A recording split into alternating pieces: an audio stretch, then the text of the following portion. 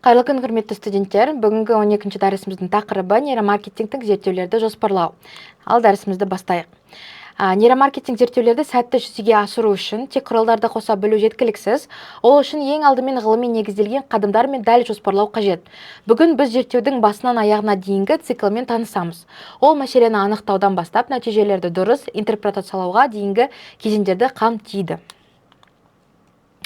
Жоспарлаудың ең маңызды 5 қадамына тоқталып өтейік. Бірінші мәселе мақсат және гипотезаларды нақты қою. Екінші, зерттеуге қажетті респонденттердің қалаулы профилін, яғни таңдама профилін әзірлеу.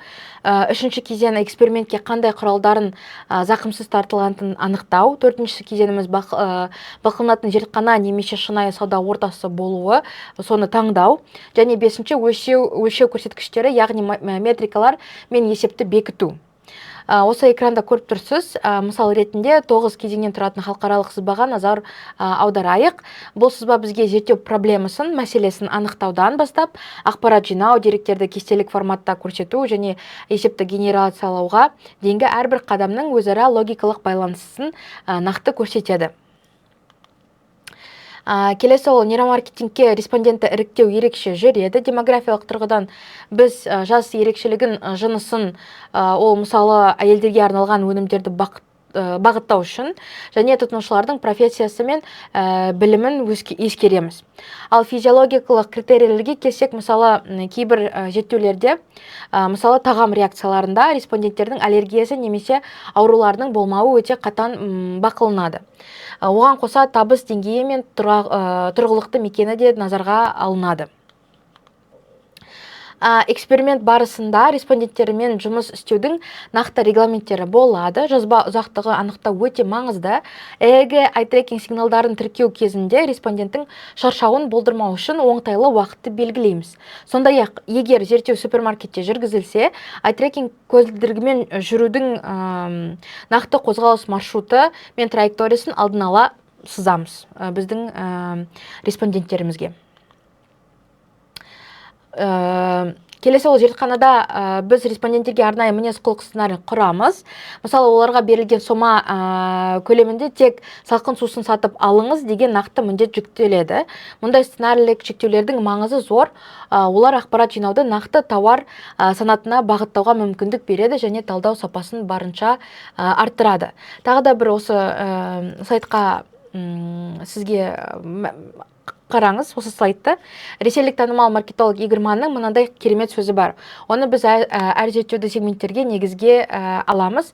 Егер фирма нарықты сегменттерге бөле алмаса, нарық фирманы сегменттерге бөліп тастайды.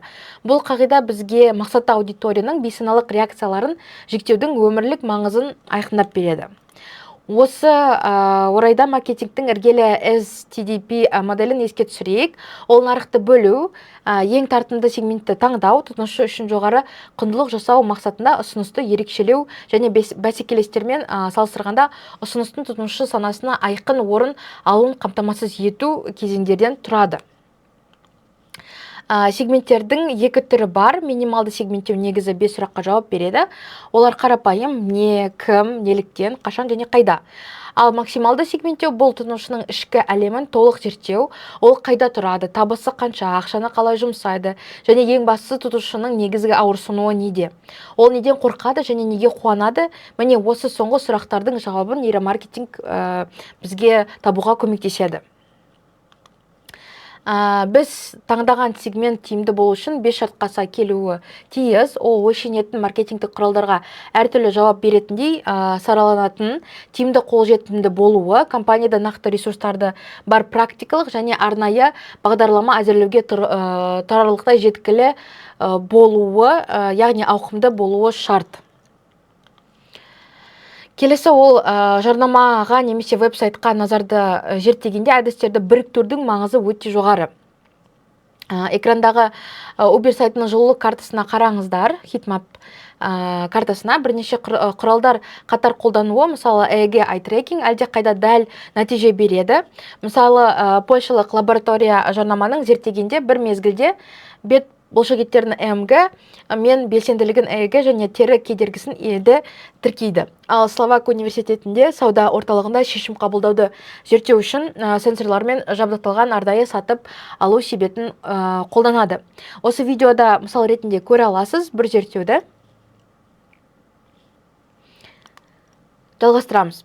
Енді өзіміздің зертханамызда жасалатын нақты бір зерттеу жобасының жоспарына тоқталайық.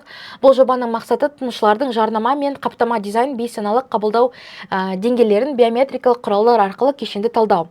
Мысалға, бізде екі негізгі гипотеза бар. Біріншісі ол визуалды күрделік респондентінің когнитивті жүктемесіне тікелей әсер етеді, және екіншісі ол микроэмоциялардың қарқындылығы өнімді сатып алу уәжімен тікелей байланысты. Бұл жобада біз кешенді ақпарат әдістері ай-трекинг және фейс-ридер құралдарын қолданамыз. Таңдамаға келетін болсақ, зерттеуге алмайу студенттері мен қызметкерлер арасынан іріктелген жасы 18-ден асқан, созылмалы жүйке немесе офтальмологиялық аурулары жоқ 50 ерікті респондент қатысады. Олар жынысы мен жасы бойынша тең бөлінген.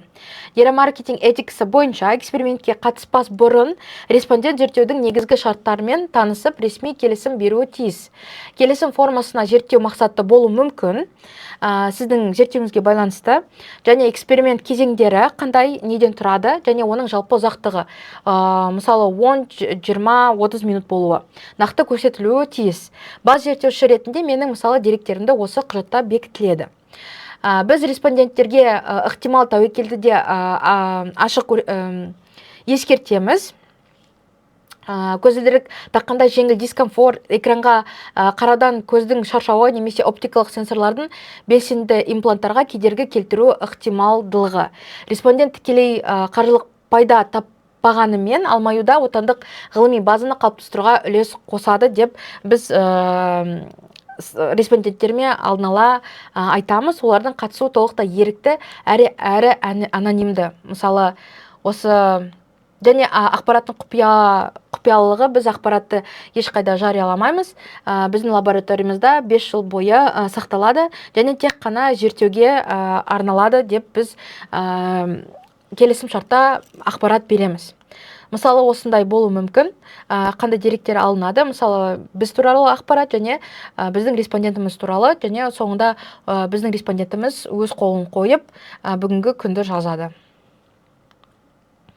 Жалпы осы зерттеулерге біз сүйенеміз, және осы зерттеулерді сіз мысал ретінде өз зерттеуіңізді осы зерттеулерге сүйене аласыз. Назарларыңызға рахмет.